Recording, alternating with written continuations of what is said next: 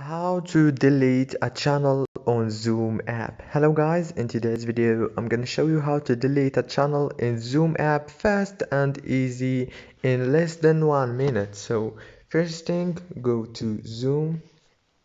Now choose the channel that you want to delete. Okay, for example, I want to delete this one right here. Click on it and then go to the top corner right here and click on this icon.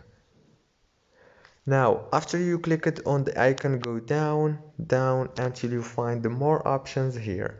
Click on more options and right here you will find delete channel. As you can see, you can click on it and click continue and delete. If this video was helpful, please don't forget to like and subscribe. Thank you so much for watching this video until the end.